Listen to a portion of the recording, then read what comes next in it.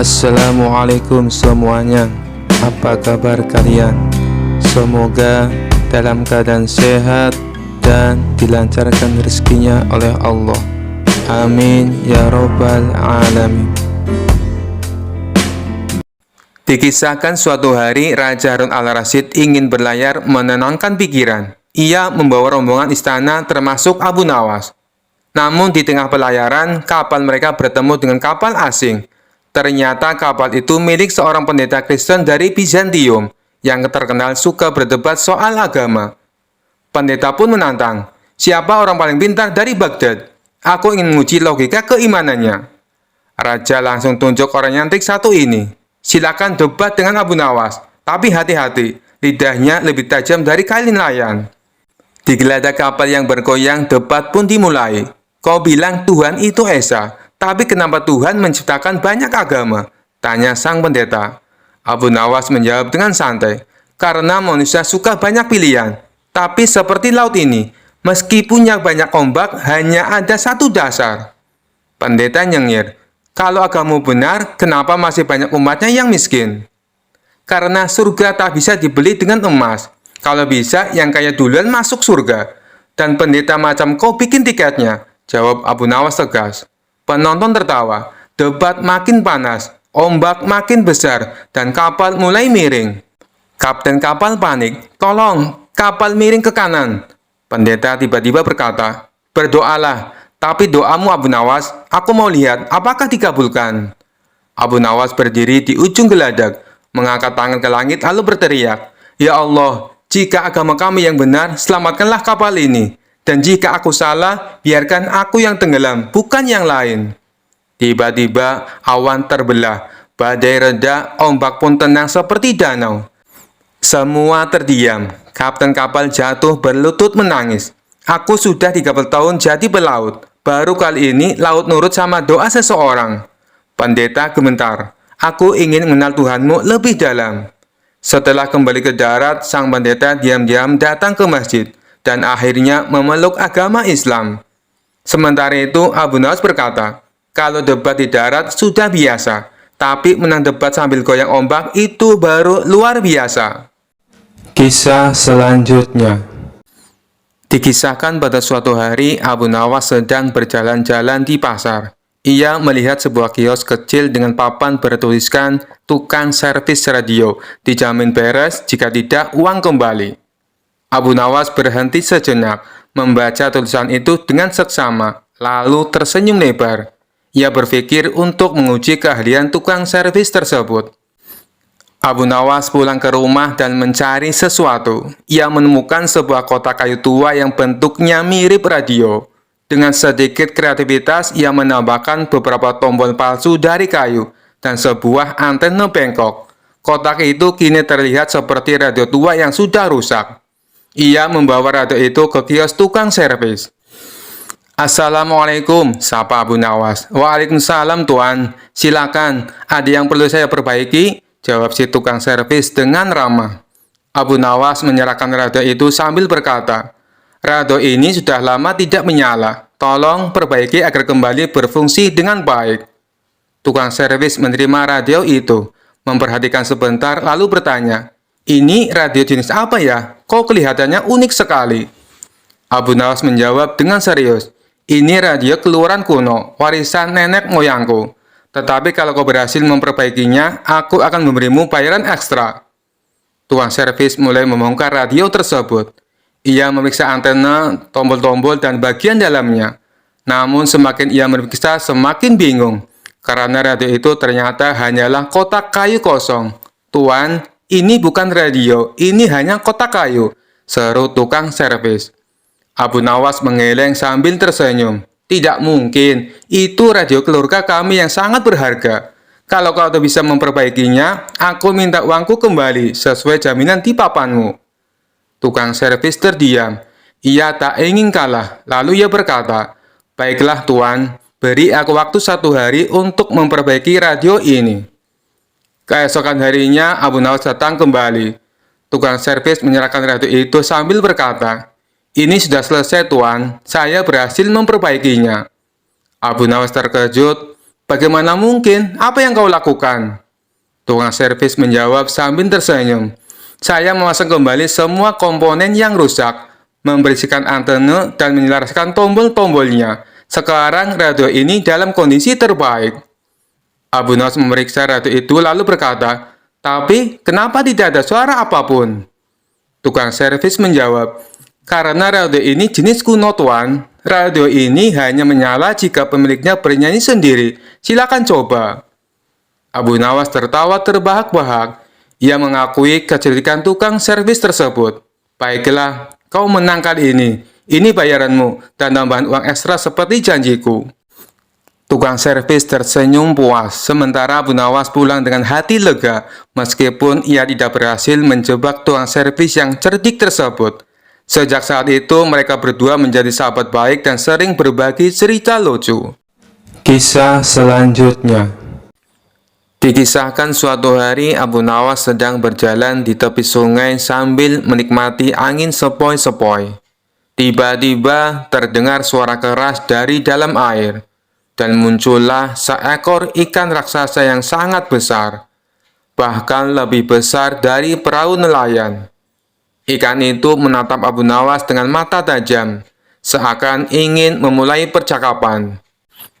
"Hai manusia, kau adalah Abu Nawas yang terkenal cerdik itu bukan?" tanya ikan raksasa dengan suara yang menggelegar. Abu Nawas kaget, tapi ia cepat-cepat menguasai diri. "Benar, aku Abu Nawas, tapi aku belum pernah berdebat dengan seekor ikan sebesarmu. Apa kau ingin mengajakku berdebat?" Ikan raksasa itu tertawa, menyebabkan riak-riak besar di permukaan air. "Tentu saja, aku ingin mengujimu Abu Nawas. Banyak manusia mengira aku hanya ikan biasa, tapi aku lebih pintar dari yang kau kira." Abu Nawas tersenyum. "Baiklah, wahai ikan raksasa, apa yang ingin kau debatkan denganku?" Ikan itu mendekat dan berkata, "Pertanyaan sederhana, mana yang lebih berguna, tinggal di dalam air atau di daratan?" Abu Nawas tertawa kecil dan menjawab, "Tentu saja di daratan. Di darat, kami manusia bisa berjalan, bekerja, memasak, dan membangun rumah. Di air, kau hanya berenang bolak-balik." Ikan itu tersenyum mengejek. "Kau tak tahu kesulitan hidup di darat Abu Nawas. Di air, aku tidak perlu susah payah memasak, karena makananku sudah langsung tersedia. Tidak perlu rumah atau tempat tinggal, karena seluruh sungai ini adalah tempatku. Hidup di air itu lebih praktis." Abu Nawas mengangguk berpikir sebentar. "Tapi wahai ikan raksasa, di darat kami bisa membuat pakaian, melindungi tubuh kami dari cuaca, dan mengembangkan ilmu pengetahuan. Kau hanya berenang sepanjang waktu, tidak bosan?" Ikan raksasa itu mengibaskan ekornya dengan bangga. "Bosan? Justru aku bebas berenang kemana saja, tanpa batas, tanpa terhalang oleh apapun. Dan kalau aku ingin tahu tentang daratan, aku cukup menangkap cerita-cerita dari manusia yang mendekat ke tepi sungai." Abu Nawas tertawa. "Baiklah, kau punya kebebasan. Tapi ingat, kami manusia punya otak yang cerdas. Kami bisa berpikir, menemukan cara hidup baru, bahkan membangun istana." Ikan raksasa itu tersenyum licik. "Begitu ya, tapi coba kau pikiran ini Abu Nawas. Di air, aku tak punya musuh yang bisa mengalahkanku, karena aku terbesar di sini. Sementara kau di darat, apakah kau benar-benar aman? Bagaimana dengan perintah raja atau masalah yang lainnya?" Abu Nawas terdiam sejenak, lalu tertawa keras. "Wahai ikan raksasa, ternyata kau memang pintar juga. Kau benar, mungkin kehidupan di air punya kelebihan sendiri.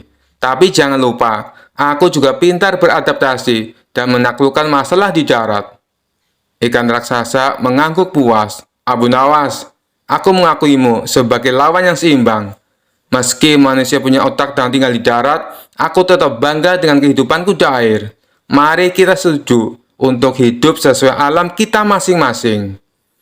Abu Nawas tersenyum dan menjawab, "Setuju. Kau adalah ikan yang bijaksana. Semoga kita bertemu lagi di lain waktu." Dengan itu, ikan raksasa menyelam kembali ke dalam air, meninggalkan riak yang besar.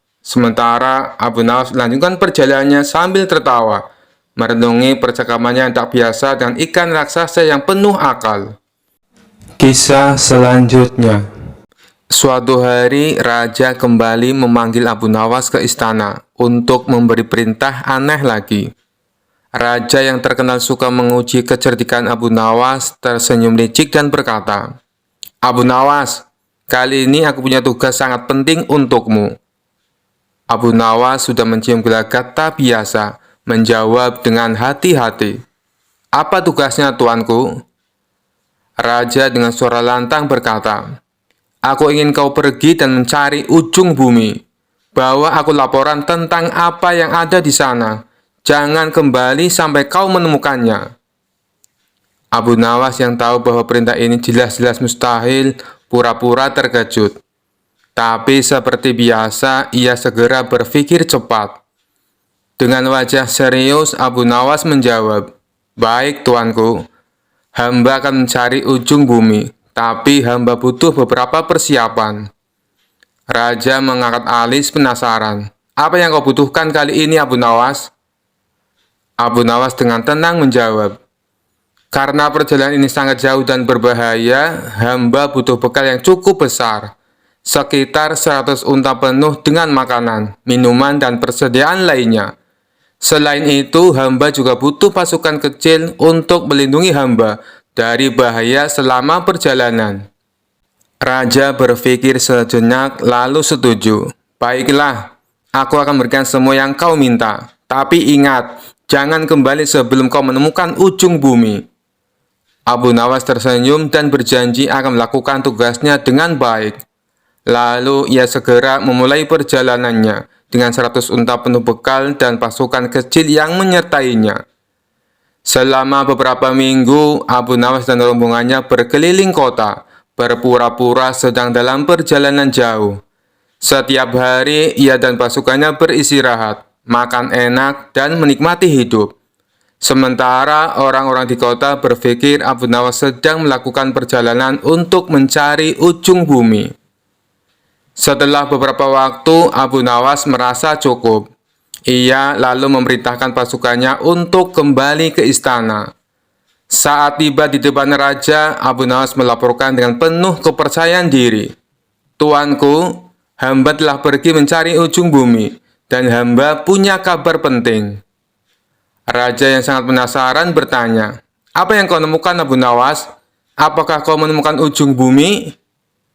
Abu Nawas mengangguk serius dan menjawab, "Benar, tuanku, hamba telah menemukannya. Ternyata ujung bumi itu adalah tempat di mana langit dan bumi bertemu, tepat di pintu gerbang istana ini." Raja tercengang mendengar jawaban itu. "Apa maksudmu, Abu Nawas?" Dengan cerdik, Abu Nawas menjelaskan, "Setelah perjalanan jauh, hamba menyadari bahwa setiap kali kita berjalan lebih jauh, bumi tampaknya tak berujung. Tapi ketika hamba kembali ke istana ini, hamba menyadari bahwa semua perjalanan berakhir di sini, tempat di mana tuanku berkuasa. Inilah ujung bumi, karena di sini segala sesuatu bermula dan berakhir." Raja terdiam sejenak, berpikir keras. Ia tahu Abu Nawas sedang bermain-main dengan logika, tapi jawaban itu sangat masuk akal dan filosofis. Akhirnya Raja tertawa terbahak-bahak dan berkata, "Abu Nawas, kau memang tak pernah gagal membuatku kagum. Kau telah melaksanakan tugasmu dengan baik. Ujung bumi memang berada di sini, di bawah kekuasaanku." Semua orang istana ikut tertawa, sementara Abu Nawas tersenyum puas. Sekali lagi ia berhasil keluar dari tugas mustahil dengan cara yang cerdik dan kocak, membuat raja tak bisa berkata apa-apa selain tertawa. Kisah selanjutnya. Suatu hari, dua saudara datang ke hadapan Abu Nawas dengan wajah masam dan tegang. Mereka sedang berseteru karena harta warisan dari orang tua mereka yang baru saja meninggal. Mereka berdebat dan berselisih tanpa henti. Masing-masing merasa berhak atas bagian yang lebih besar. "Abu Nawas, tolonglah kami. Kami tidak bisa menemukan cara membagi harta warisan ini dengan adil," kata salah satu dari mereka. Abu Nawas yang terkenal bijaksana namun penuh akal memandang keduanya dengan tatapan serius, lalu tersenyum kecil. Baiklah, aku akan membantumu membagi harta warisan ini secara adil. Tapi aku punya satu syarat. Kedua saudari itu mengangguk serempak. Apa syaratnya Abu Nawas? Kami akan menurut, jawab mereka. Syaratnya, kata Abu Nawas sambil menahan tawa dalam hati. Kalian harus menjalankan metode pembagian yang kuciptakan sendiri. Jika setuju, kalian tidak boleh mengeluh atau menolak. Keduanya langsung setuju karena yakin Abu Nawas pasti akan bersikap adil.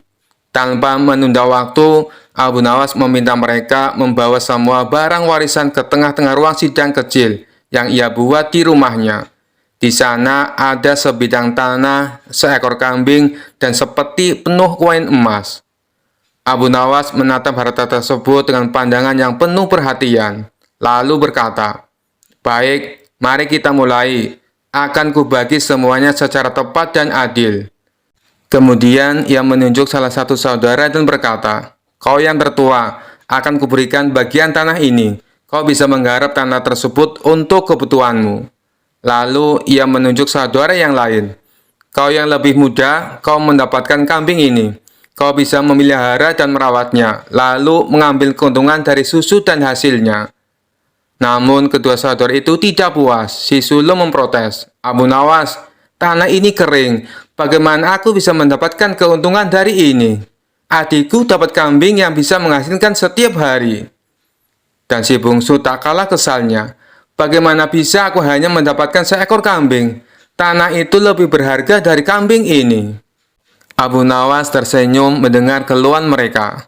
"Oh, jadi kalian tidak puas dengan bagian masing-masing?" Mereka mengangguk. Lalu Abu Nawas mengeluarkan ide cerdasnya. "Kalau begitu, kita ubah pembagiannya. Yang tertua akan mendapatkan kambing, sedangkan yang muda akan mendapatkan tanah," katanya. Tapi seperti yang Abu Nawas duga, mereka kembali tidak puas dan mulai berdebat lagi. Si sulung merasa kambing tak cukup bernilai, dan si bungsu merasa tanahnya terlalu kering. Mereka mulai saling menyalahkan dan hampir bertengkar. Abu Nawas lalu berkata dengan suara lantang, "Sudah cukup. Karena kalian tidak bisa menerima pembagian apapun dengan ikhlas, aku akan memberikan solusi terakhir. Akan kubagi semua harta ini dengan adil. Aku akan mengambil semuanya." Kedua saudara itu terkejut. "Apa maksudmu, Abu Nawas?" tanya mereka bingung. "Begini," kata Abu Nawas, "daripada kalian terus berkelahi dan tak bisa menerima bagian masing-masing, lebih baik aku saja yang menyimpan harta ini. Setidaknya aku tidak perlu mendengar keributan dan pertengkaran kalian." Mendengar itu, keduanya terdiam. Mereka sadar bahwa sikap serakah mereka hanya memperkeruh keadaan. Tanpa harta tersebut, mereka justru tidak mendapatkan apa-apa. Keduanya saling pandang, lalu berkata, "Baiklah Abu Nawas, kami telah salah. Kami akan menerima pembagianmu tanpa protes lagi." Abu Nawas tersenyum. "Nah, itu baru sikap yang benar. Kalau begitu, aku akan membagi sesuai yang pertama. Si sulung dapat tanah dan si bungsu dapat kambing. Dan seperti emas ini, kalian berdua akan membaginya setengah-setengah." Keduanya tersenyum dan mengangguk lega. Mereka pun mengucapkan terima kasih kepada Abu Nawas atas pelajaran berharga yang ia berikan. Dan sejak hari itu, kedua saudara itu hidup damai dan tak pernah lagi berselisih soal harta. Kisah selanjutnya. Suatu hari, Abu Nawas ditunjuk oleh raja untuk menjadi hakim sementara di istana, karena hakim kerajaan sedang sakit. Raja berkata, "Abu Nawas, aku ingin kau mengadili kasus perceraian ini. Tunjukkan kebijaksanaanmu." Abu Nawas meskipun tidak biasa menjadi hakim menerima tugas itu. Di depan Abu Nawas ada sepasang suami istri yang sedang berseteru. Sang suami ingin bercerai karena merasa istrinya terlalu galak, sedangkan sang istri merasa suaminya terlalu pelit.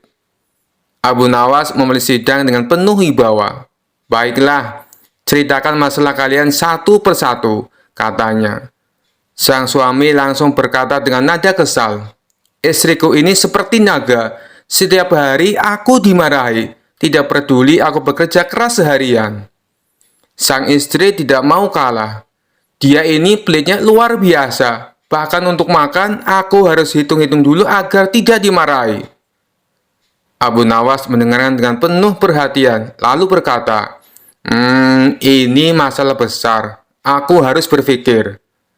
Sambil berpikir, Abu Nawas meminta waktu sejenak dan beranjak keluar ruangan.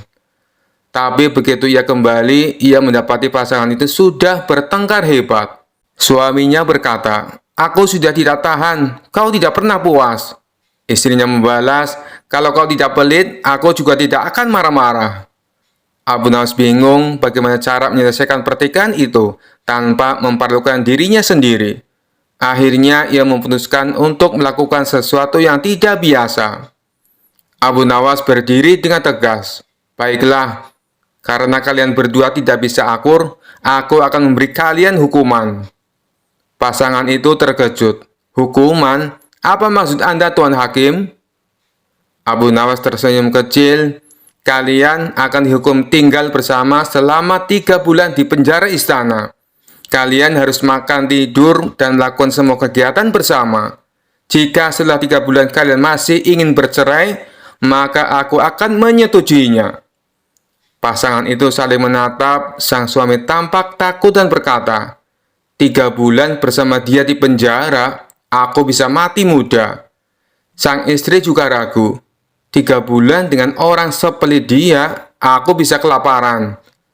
Akhirnya mereka berdua sepakat untuk berdamai. "Kami akan mencoba untuk rukun kembali, Tuan Hakim. Tidak perlu di penjara." Abu Nawas tersenyum lebar. "Bagus, itu keputusan bijak. Ingat, lebih baik hidup rukun daripada saling menyalahkan." Raja yang mendengar kabar ini tertawa terbahak-bahak. "Abu Nawas, kau benar-benar hakim yang unik. Kau hampir dipermalukan, tapi akhirnya justru berhasil menyelesaikan masalah." Abu Nawas dengan rendah hati menjawab, "Baginda, menjadi hakim bukan hanya soal keadilan, tapi juga soal kebijaksanaan dan sedikit akal-akalan." Kisah selanjutnya. Di sebuah acara di istana Raja Harun al-Rasyid hadir seorang tamu istimewa, yaitu Habib Ba'alawi, seorang ulama dari Yaman yang terkenal membanggakan nasabnya, yang katanya tersambung langsung ke Nabi Muhammad SAW. Habib ini tidak hanya berbicara tentang ilmu agama, tetapi juga sering menyisipkan cerita tentang garis keturunannya. "Aku adalah keturunan Rasulullah, maka sudah sepantasnya aku dihormati lebih dari siapapun di sini," katanya dengan suara lantang, membuat beberapa tamu istana merasa risih. Raja Harun yang tahu Abu Nawas pasti bisa menghibur suasana memanggilnya. "Abu Nawas, kemarilah. Aku ingin kau berbincang dengan Habib Ba'alawi. Tapi hati-hati, dia sangat membanggakan garis keturunannya." Abu Nawas dengan senyum tipisnya segera menghampiri Habib Ba'alawi.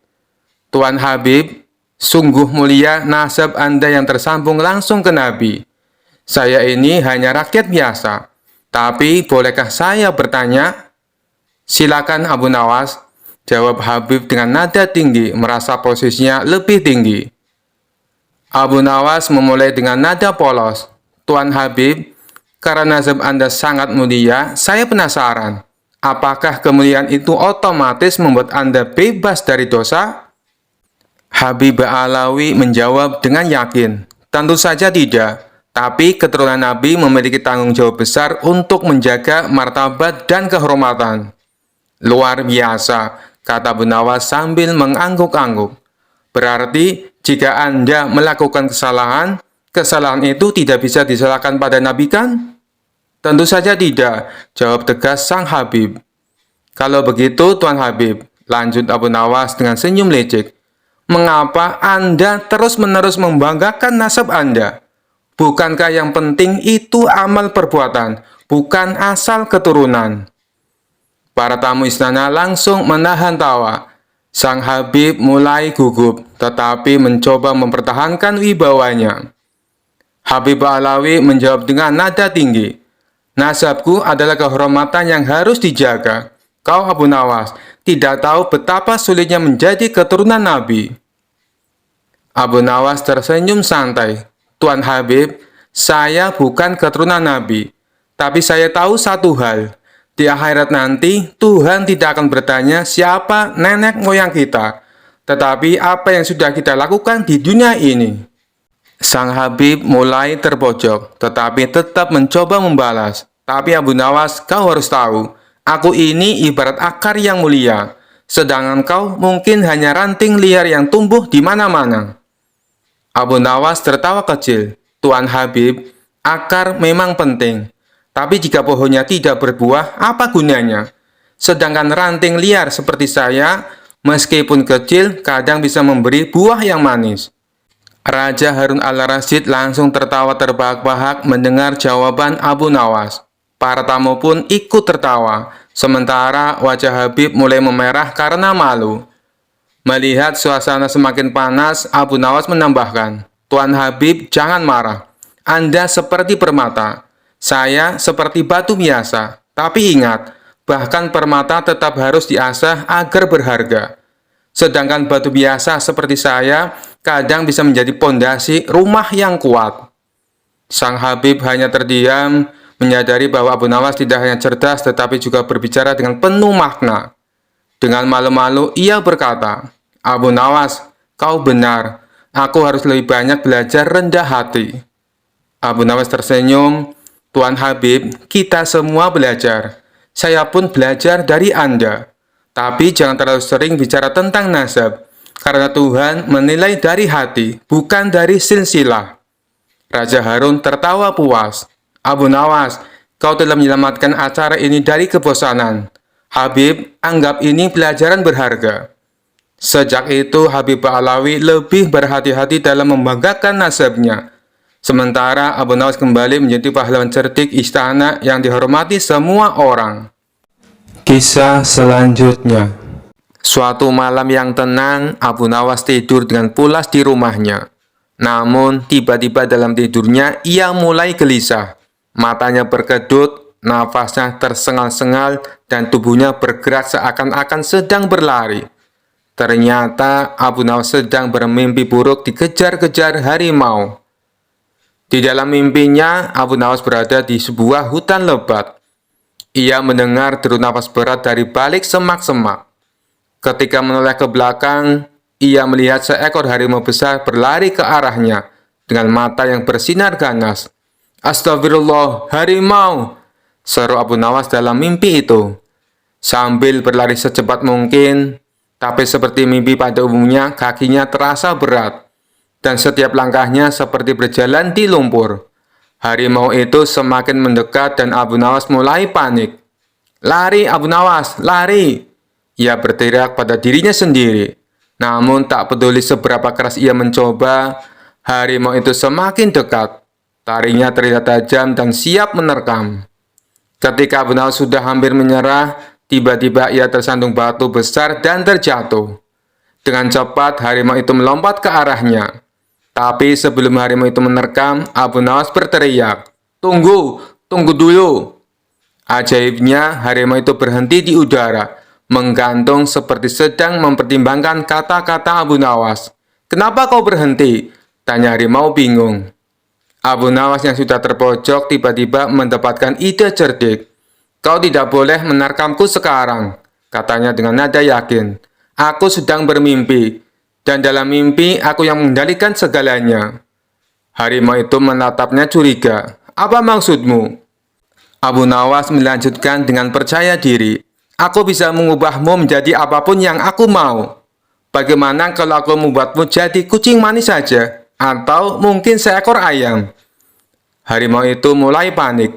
Ayam? Tidak, aku tidak mau jadi ayam. Abu Nawas tersenyum lebar. Lalu bagaimana kalau kita buat kesepakatan? Aku tidak akan mengubahmu jadi ayam, asalkan kau tidak menerkamku. Harimau itu berpikir sejenak, lalu setuju. Baiklah, kita punya kesepakatan. Aku tidak akan menerkammu. Dengan lega, Abu Nawas mengusap keringat di dahinya. Bagus, bagus. Sekarang, bagaimana kalau kau pergi dan tinggalkan aku sendirian? Harimau itu mengangguk. berbalik dan mulai berjalan menjauh. Namun sebelum pergi terlalu jauh, ia menoleh kembali dan berkata, "Ingat Abu Nawas, lain kali kalau kau bermimpi lagi, jangan buat aku marah. Aku tidak suka diancam jadi ayam." Abu Nawas tertawa dalam mimpinya, merasa telah menang dengan kecerdikannya.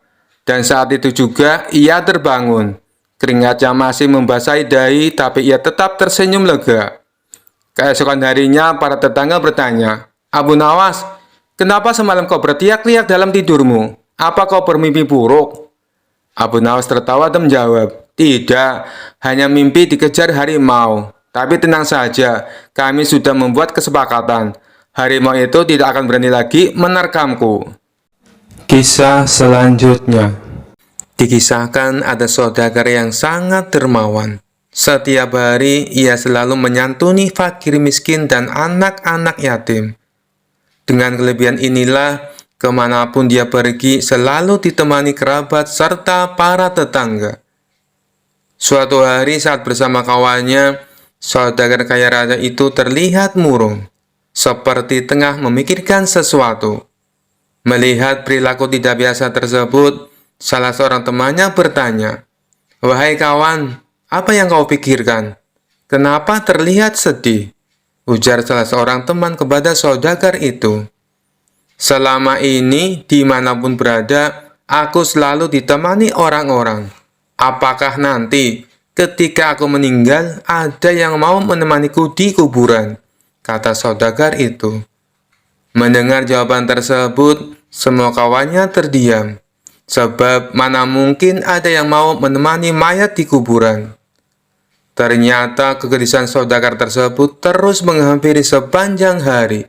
Akhirnya dia menulis surat wasiat.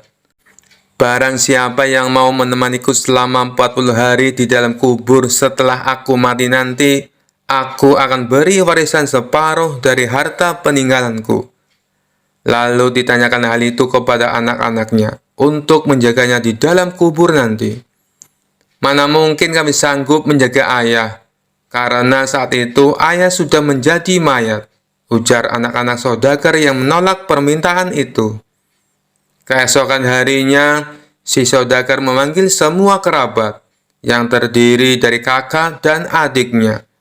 Namun, lagi-lagi permintaan dia ditolak karena dianggap tidak wajar. Mana ada orang yang sanggup melakukan itu, meskipun setengah dari hartamu diberikan, kata para kerabat menjelaskan. Dengan perasaan sedih, saudagar tersebut memerintah ajudannya untuk mengadakan sayembara ke seantero negeri. Sayembara tersebut berisi, barang siapa yang berani menemaninya selama 40 hari di dalam kubur saat ia meninggal, maka akan diberi setengah harta dari kekayaannya. Tidak lama sayembara itu diumumkan, sang saudagar pun meninggal dunia. Kuburannya dihias megah dengan segala perlengkapan. Di saat bersamaan, Abu Nawas mendengar sayembara itu. Dengan tergesa-gesa, dirinya menuju rumah si saudagar untuk memberitahu bahwa ia bersedia menjalani sayembara tersebut. Keesokan harinya dikemukakanlah saudagar itu. Abu Nawas pun ikut masuk ke liang lahat sambil membawa kapak berharganya yang setiap hari menemani bekerja mencari kayu di hutan. Setelah seluruh pelayat pergi, hanya tersisa Abu Nawas menemani jenazah di liang lahat. Tidak lama kemudian, malaikat mungkar nakir bertanya ke jenazah tersebut. Menyadari siapa yang datang, Abu Nawas pun sedikit menjauh dari mayat saudagar kaya itu. Dalam hati Abu Nawas berpikir, sudah tiba saatnya mayat itu diinterogasi. Namun ternyata yang ditanya bukanlah mayat saudagar, tetapi kedua malaikat itu malah menuju ke arahnya. "Apa yang kau lakukan di sini?" ujar malaikat mungkar dan nakir. "Aku sedang menemani mayat ini selama 40 hari untuk mendapatkan setengah harta warisannya," jawab Abu Nawas. "Apa saja harta yang kau miliki?" tanya kedua malaikat lagi.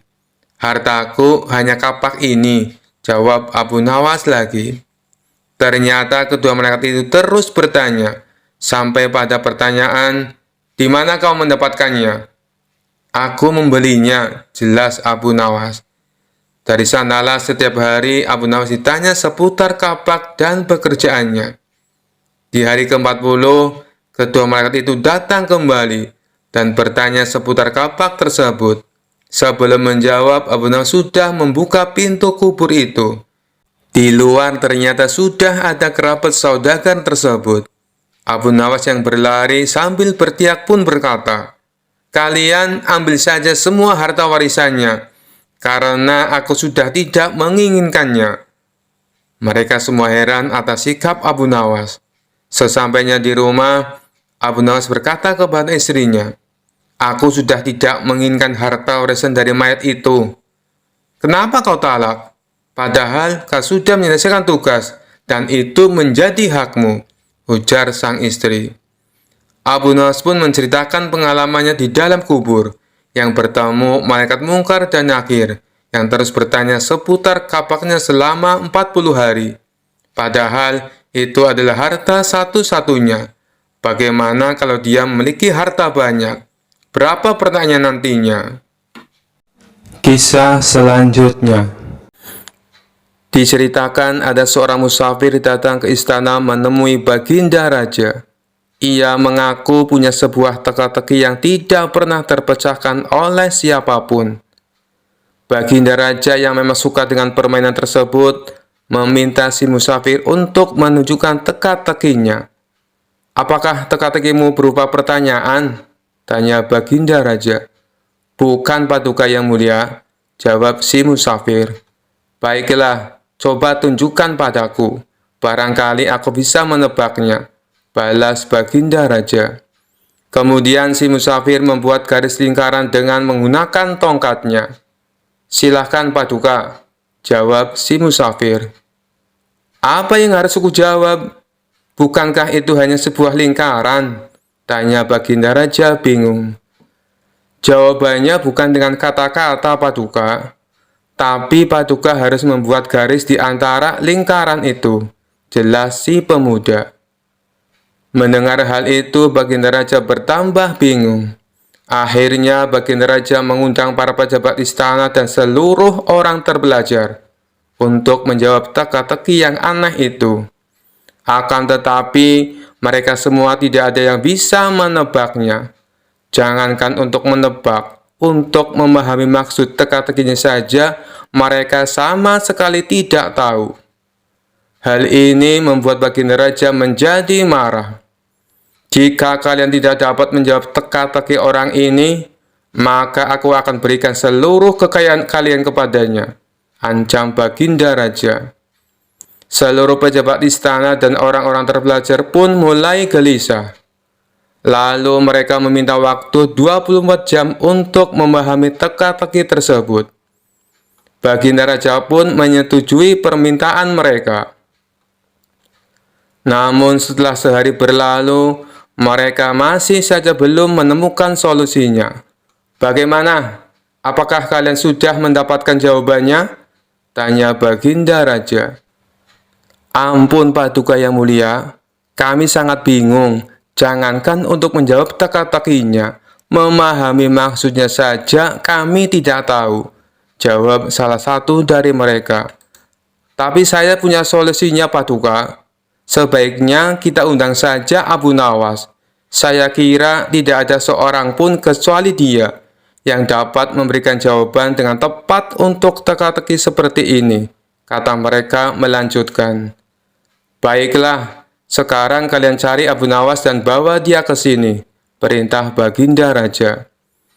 Maka mereka pun pergi ke rumah Abu Nawas untuk meminta pertolongan. Di depan Abu Nawas, para pejabat istana ini mengadukan permasalahan yang dihadapinya. "Tolonglah kami Abu Nawas. Kalau sampai teka-teki ini tidak terjawab, seluruh harta kekayaan kami akan diberikan kepada orang musafir itu," pinta mereka. "Kalau aku bisa menjawabnya, apa yang akan aku dapatkan?" tanya Abu Nawas. "Kami akan memberikanmu keledai yang bagus. Nanti kami akan mengajakmu ke pasar hewan. Kamu boleh pilih keledai mana yang kamu sukai, jawab mereka. Mengetahui hadiah yang akan didapatkan, Abu Nawas seketika menjadi semangat. Ayo, kita ke istana sekarang, ajak Abu Nawas. Mereka pun lalu berangkat bersama-sama. Sesampainya di sana, Abu Nawas langsung menghampiri si musafir. Tunjukkan padaku teka-tekimu. Aku siap menjawabnya, pinta Abu Nawas. Orang musafir itu segera membuat garis lingkaran dengan tongkatnya. Kemudian menatap Abu Nawas. Tanpa ragu-ragu, Abu Nawas menarik sebuah garis di tengah-tengah lingkaran dan membelahnya menjadi dua. Lalu si musafir membuat garis lingkaran lainnya. Kali ini, Abu Nawas menjawabnya dengan membuat garis dan membelahnya menjadi 4 bagian sama rata. Kemudian Abu Nawas berkata kepada si musafir sambil menunjukkan satu bagian. Satu bagian ini adalah tanah, dan 3 bagian lainnya adalah air.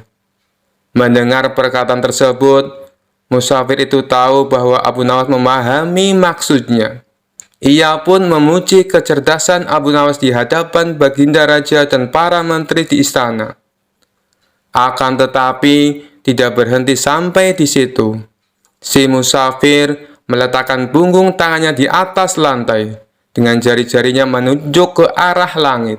Abu Nawas pun melakukan sebaliknya. Ia meletakkan jari-jarinya ke tanah dan punggung tangannya di atas. Untuk kedua kalinya si musafir memuji Abu Nawas.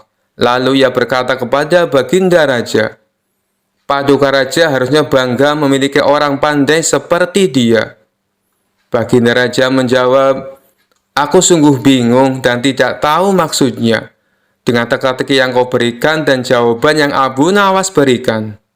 Kemudian si musafir menjelaskan, Begini Paduka yang mulia, aku menggambar sebuah lingkaran. Maksudku adalah menunjukkan bahwa bumi adalah bulat. Abu Nawas lalu menjawabnya dengan membelah garis lingkaran itu menjadi 2 bagian. Dia hendak menunjukkan padaku bahwa dia juga percaya bahwa bumi itu memang bulat. Makanya dia membelahnya menjadi 2 bagian untuk menunjukkan arah utara dan selatan. Dan garis lingkaran yang aku buat kedua kalinya, Abu Nawas lalu membelahnya menjadi 4 bagian. Dia juga mengatakan padaku, 1 bagian adalah tanah, dan 3 bagiannya adalah air. Apa yang dikatakan Abu Nawas adalah benar. Dan sewaktu saya meletakkan punggung tangan di atas lantai dengan jari-jarinya menunjukkan arah langit, maksudku adalah untuk menunjukkan pertanyaan tentang tanaman yang tumbuh dan bagaimana tanaman itu bisa tumbuh. Lalu dijawab oleh Abu Nawas, dia meletakkan jari-jarinya menghadap ke bawah lantai dengan punggung tangannya di atas. Maksudnya adalah dia ingin menunjukkan bahwa jawabannya adalah hujan dan sinar matahari. Setelah mendengar penjelasan tersebut, Baginda Raja tak habis pikir.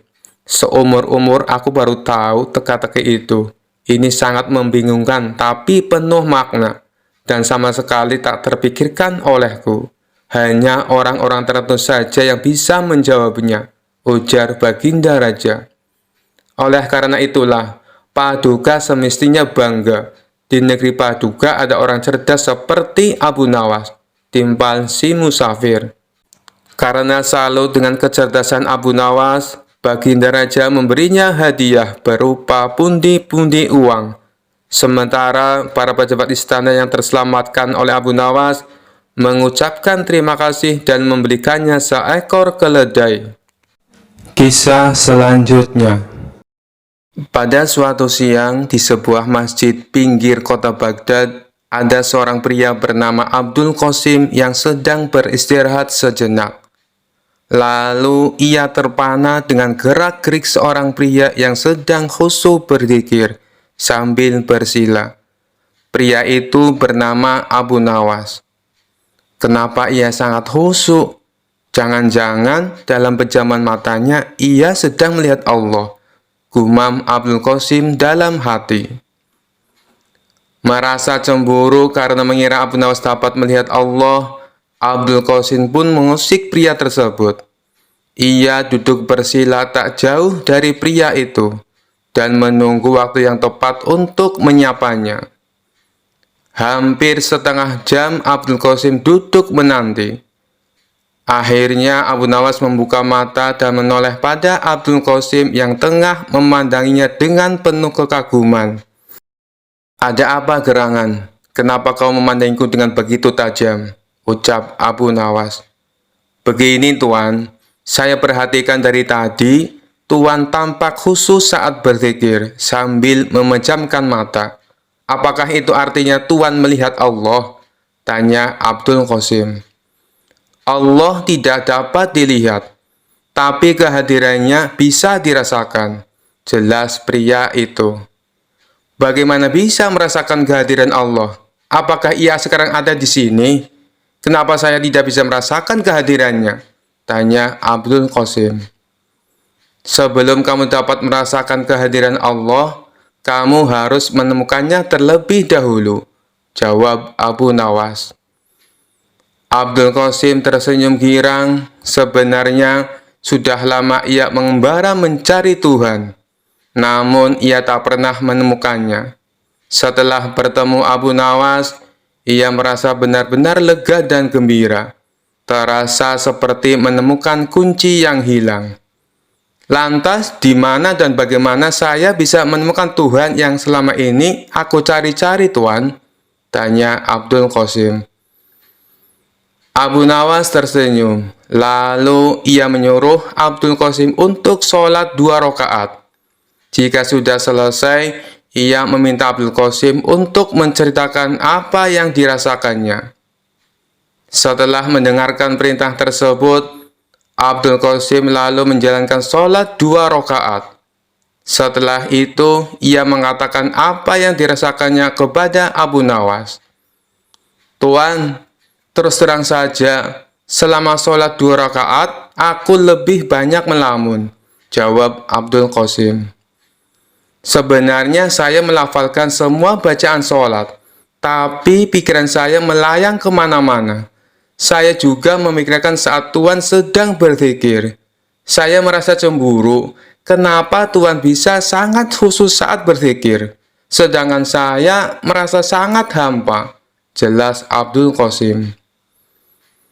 Abu Nawas kembali tersenyum, kemudian ia membuat kesepakatan agar keduanya bertemu lagi di distrik Qomti untuk mengembara mencari Tuhan. Tentu saja Abdul Qasim menerima kesepakatan itu. Ia justru merasa bersemangat. 2 hari kemudian, Abu Nawas tiba di Qomti dengan beragam perlengkapan untuk perjalanan jarak jauh. Dirinya punya tekad untuk tak akan pulang dari perjalanan sebelum temannya Abdul Qasim menemukan Allah. Tak lama kemudian, datanglah Abdul Qasim dengan beragam perlengkapan pula.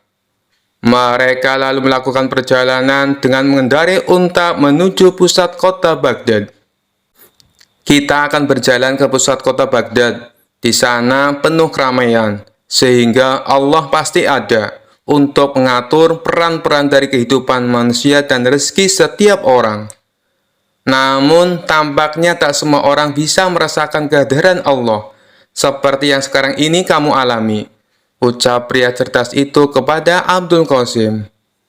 "Baiklah, Tuan, aku siap melakukan perjalanan ini," jawab Abdul Qasim. Jarak antara Qomti dan pusat kota Baghdad sangatlah jauh. Di antara keduanya terbentang padang pasir yang gersang dan panas. Dalam perjalanan, tiba-tiba Abu Nawas mengatakan pada Abdul Qasim bahwa mereka nanti akan menjamak sholat untuk menghemat waktu. "Temanku Abdul Qasim, untuk menghemat waktu, bagaimana kalau kita nanti melakukan sholat jamak takhir? Artinya, kita tidak hanya akan mengurangi jumlah rakaat sholat, tapi juga menggabungkan sholat duhur dengan sholat asar di satu waktu, yaitu di waktu sholat asar," ucap Abu Nawas. Tuan, mengapa kita tidak sholat jamak takdim saja? Jadi kita bisa menggabungkan sholat duhur dan asar bersamaan siang ini di padang pasir. Tanya Abdul Qasim keheranan. Kenapa engkau lebih memilih sholat jamaah takdim ketimbang jamaah takhir, wahai temanku Abdul Qasim? Tanya Abu Nawas. Begini Tuan, saya hanya merasa khawatir bila sebelum asar tiba-tiba kita dirampok penyamun dan mati dibunuh. Padahal kita belum sempat melaksanakan sholat duhur, jawab Abdul Qasim. Abu Nawas tersenyum lebar. Temanku Abdul Qasim, sholat itu sesungguhnya berasik-asik dengan Allah. Kiranya sholat tak boleh jadi beban. Sebenarnya tak hanya sholat, tapi semua syariat dalam Islam. Tak boleh manusia jadikan beban. Maka dari itu, ada baiknya jika tempat sholat itu nyaman dan mengasyikkan. Jika kita melaksanakan sholat di padang pasir yang panas sekali ini, bisa saja sholat kita kurang khusyuk dan tidak asik, kata Abu Nawas sambil menginjak-injak pasir. Coba peganglah pasir-pasir ini, sangat panas. Jidatmu bisa saja melepuh jika kamu sholat di sini. Itu berarti sholat yang kamu laksanakan tak hanya jadi beban, tapi juga bisa membahayakan. Mari kita cari masjid di desa Kubedi atau Isbilya. Apabila sesuai perkiraanmu, kita dirampok dan dibunuh sebelum sampai desa itu, tak perlu khawatir. Yang penting kita sudah berniat untuk sholat duhur. Baru berniat saja, Allah pasti sudah tersenyum. Apalagi jika kita benar-benar melaksanakannya. Imbuh Abu Nawas. Baiklah Tuan, saya paham sekarang, ucap Abdul Qasim sambil menganggukkan kepalanya. Setelah perbincangan tersebut, mereka lalu melanjutkan perjalanan. Tak lama kemudian, sampailah mereka di masjid di desa Isbilya. Mereka lalu bertemu dengan serombongan musafir yang berhenti di masjid dengan mengendarai unta mereka. Setelah Abu Nawas dan Abdul Qasim sholat, mereka mendapati bila rombongan musafir itu tidak ikut sholat. Karena penasaran, Abdul Qasim pun bertanya pada salah satu rombongan. Mohon maaf Tuan, saya hendak bertanya, kenapa engkau sudah sampai masjid tapi tidak melaksanakan sholat? Tanya Abdul Qasim. Oh, kami sebenarnya sudah melaksanakan sholat jamaah takdim di desa kami. Jadi, kami tak punya kewajiban lagi untuk sholat asar, jawab salah satu rombongan itu. Lantas, mengapa kalian berhenti di masjid jika memang tak lagi punya kewajiban untuk sholat asar? Tanya Abdul Qasim penasaran. Oh, itu karena beberapa ekor unta kami tampak kelelahan. Jadi, kami berhenti sejenak untuk membiarkan mereka beristirahat di taman masjid ini. Islam mengajarkan kami untuk tidak berbuat zalim kepada semua makhluk, termasuk pada unta-unta ini. Benar begitu kan? Jawab kepala rombongan. Abdul Qasim merasa kagum dengan jawaban ketua rombongan musafir itu. Namun masih ada yang ingin ia tanyakan. Tuan, apakah engkau bersikap baik hanya pada unta saja atau pada semua binatang? Tanyanya.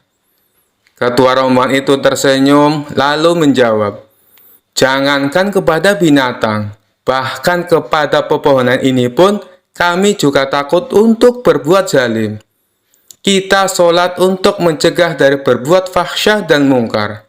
Untuk apa kita sholat jika tetap berbuat kejahatan terhadap sesama makhluk ciptaan Allah? Abdul Qasim semakin kagum dengan jawaban tersebut. Ia lalu pamit untuk melanjutkan perjalanan bersama Abu Nawas. Sepanjang perjalanan, ia tampak lebih tenang saat mengendalikan untanya. Sepertinya ia tengah berusaha mencerna kalimat yang diucapkan oleh ketua rombongan musafir tadi. Abu Nawas mengajaknya berbicara untuk memecahkan keheningan. Tampaknya kau sedang berpikir sesuatu. Apa yang sedang kau pikirkan? Tanya Abu Nawas. Abdul Qasim sangat bersemangat dan sontak bertanya. Sebenarnya tadi saya mendengar kepala musafir menyebutkan kata fahsya dan mungkar. Jujur saja, saya belum mengerti maksudnya, Tuan. Bolehkah saya meminta penjelasan pada Tuan? Oh, jadi itu yang membuatmu penasaran. Jadi, fahsya adalah semua perbuatan buruk yang tidak mengakibatkan kerugian langsung kepada orang lain. Karena tak langsung memberikan dampak buruk, biasanya orang-orang tak segera bisa mengenali nilai-nilai buruk yang terkandung dalam fahsya itu. Setelah itu, Allah akan memberikan pelajaran lewat agama. Jelas Abu Nawas. Agar hamba semakin paham, bisakah Tuan menyebutkan contoh fahsya? Tanya Abdul Qasim antusias. Contohnya saja perzinaan, meneguk minuman beralkohol, atau memakan makanan haram. Saat dua orang berzina, sebenarnya orang lain tak merasa dirugikan secara langsung, sebab tak ada korban jiwa akibat perbuatan mereka. Inilah mengapa nilai-nilai buruk dalam fahsya tidak mudah dikenali oleh umat manusia. Abdul Qasim tertegun dan mengakukan kepala tanda paham. Sekarang, bandingkan dengan perbuatan mungkar. Mungkar adalah perbuatan buruk yang menimbulkan kerugian langsung pada orang lain. Misalnya saja pencurian, pembunuhan, atau perampokan. Karena semua itu berdampak langsung pada orang lain dan ada korban jiwa akibat perbuatan itu, maka nilai-nilai buruk yang terkandung dalam perbuatan mungkar gampang sekali dikenali. Bahkan seorang ateis sekalipun percaya bila pembunuhan, perampokan, dan pencurian adalah perbuatan buruk. Jelas Abu Nawas. Lelaki yang tengah mencari Tuhan itu pun merasa kagum dengan penjelasan dari tuannya. Hatinya berbunga, banyak sekali ilmu yang ia dapat dari perjalanan ini. Dari desa Isbilia, kedua penggemar itu melanjutkan perjalanan mereka ke pusat kota Baghdad. Selama 8 hari, mereka berjalan melewati padang pasir yang panas.